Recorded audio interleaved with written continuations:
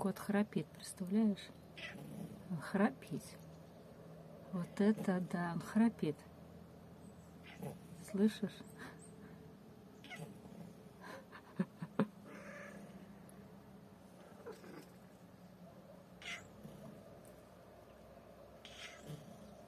Во сне.